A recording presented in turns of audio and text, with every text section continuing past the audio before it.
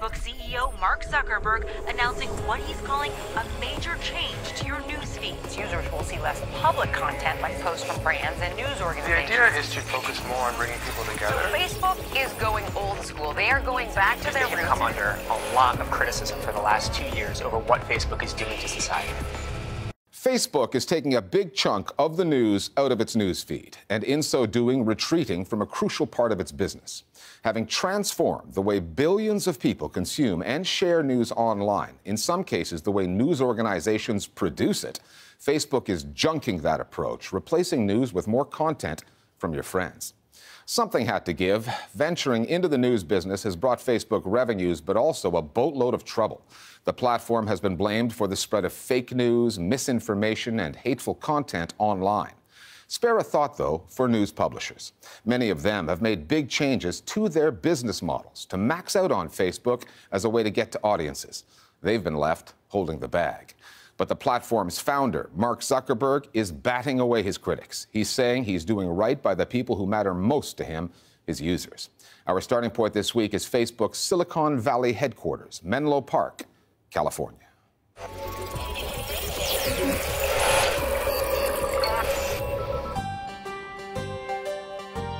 In the words of Mark Zuckerberg, we're making a major change to how we build Facebook. He wrote that the feedback he was getting said that public content, including posts from media, was crowding out the personal moments that lead us to connect more with each other. That marked the beginning of the reining in of the news component in Facebook's news feed to be replaced by more personal fare. Coming when it did in early January, Zuckerberg's note read like a lengthy New Year's resolution, someone swearing off some bad habits recently acquired. What it really was a business decision. Look, Facebook is a business. It's a publicly traded company. Every announcement that Mark Zuckerberg makes is a business decision. And another motivating factor is that they're losing the demographic battle.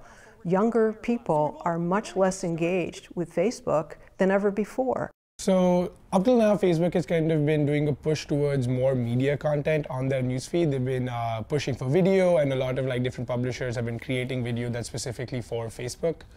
From what it sounds like, they're going to change that now by devaluing what publishers are doing and kind of promoting what family and friends are saying. Well, I think Facebook is trying to be altruistic. I mean, on one level, you want to say he's trying really hard, and this is all new to him. He's not a news guy. The fact that there is this platform that has 2 billion users is a brand new thing, and nobody really knows what you're supposed to do with it. And the good thing about Facebook is they've always been willing to shift and change. That's one of the reasons they've lasted for so long. We have to be a little cynical about it because we're looking at a very, very large business, and a large business that is basically under attack at this moment. Lawmakers on both sides of the Atlantic have made it clear they're coming after Facebook. The U.S. Congress is looking into the site's effect on the 2016 presidential elections, when it was manipulated not just through posts from Russian troll farms, but through the placement of political ads from foreign actors that Facebook was paid for. That's illegal. The European Union has passed a law that goes into effect in 4 months. It will restrict the way personal data can be collected, stored, and used, and proposes heavy fines for companies like Facebook and Google should they break the new rules. Germany has a new law allowing for fines of up to 50 million euros if Facebook or any other major social media player fails to take down obvious cases of hate speech and fake news quickly enough. France has threatened to fine Facebook for taking user data from WhatsApp, which it also owns, without user consent. The list goes on. Other types of things they're facing is just how do they handle illegal content like child pornography on their platforms? How do they handle content that could be damaging to our national security interests, like terrorism videos? And expect lawmakers in the US, but also in Europe, to take a heavy look at what antitrust means for these platforms. How do we let them get so big? How do we let them grow to the point where they're eating other businesses? And should we be regulating them in a way that sort of clamps down on that dominance? Facebook and a lot of the other tech companies were called to account by the United States Congress, among other legislative bodies around the world. And in one of those hearings, Senator Feinstein from California, so the state in which Facebook resides, basically said, "You have to be the ones to do something about it, or we will." And so there's great incentive on the part of Facebook to do something. The fact is that Facebook changes their algorithm all the time, but they don't always make an announcement about it. So the fact that they made an announcement about it is probably a response to that very challenge. The changes to Facebook's news feed will have a far greater effect on news producers than consumers. Consider the lengths that publishers have gone to make their material work on the platform. The Instant Articles feature, launched in 2015, forced news outlets to reformat their articles in order to conform to Facebook's mobile app. All those social videos on the site, news outlets telling their stories through text on screen, sparing Facebookers the bother of turning up the sound, shooting or formatting their videos vertically rather than the more traditional horizontal view. Those innovations were made because that's what Facebook's layout demanded. The relationship that news organizations have had with Facebook has always been complicated. Now, having been given notice of being de-emphasized in the newsfeed, they have a right to feel aggrieved, jilted, and fearful of what the future holds.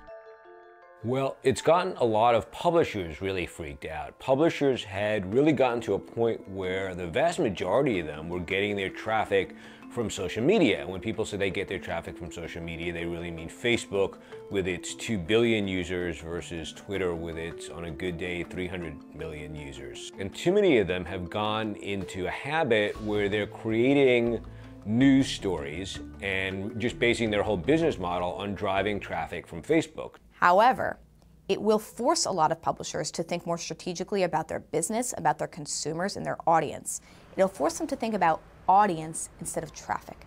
And I think in the long run, it will be easier for publishers to make a business when you think about developing an engaged audience as opposed to just gaming the Facebook traffic. It will be a lot easier in some cases for publishers because they're not going to invest millions of dollars to create the products that work just for Facebook. When Facebook changes their algorithm, a lot of small local papers lose their viewership by 30%, and it takes them 3 months to get back because of how these systems are being changed under the hood and how they have to respond to them. So I think yes, there's a lot to be said about their accountability and the lack of transparency and responsibility around the content. The coming changes to the news feed will be significant, but they will not fix Facebook's problem with fake news. News stories will still be on the site, especially if your friends have liked or shared them. And given what we know about social media ecosystems, news bubbles, and comfort zones, fake news will still find audiences. It's noteworthy that Mark Zuckerberg's post on the changes did not even mention fake news, because he knows Facebook has no solution to the problem. So it's just distancing itself from it. The things that show up on your news feed are things that the people who you're friends with are engaged with. It doesn't mean that the things that your friends are engaged with are any truer than they were before. Anything that gets lots of people excited about something is going to shoot up to the top of your newsfeed. So it, in fact, is reinforcing this notion of viral content. So I don't know how it actually solves the problem of fake news. I almost wonder if it gets worse, because the way that Facebook came to this situation is that there was a financial incentive for people to create hyper-partisan, hyperbolic news on the platform. The more outrageous the content was, the more engagement it received, the more traffic it would drive back to these content makers' websites. The more traffic they have, the more ad revenue they gained. And so if they're going to focus on getting people to engage, you can imagine that the type of people who create that hyper-partisan, echo chamber-like content are going to take advantage of that.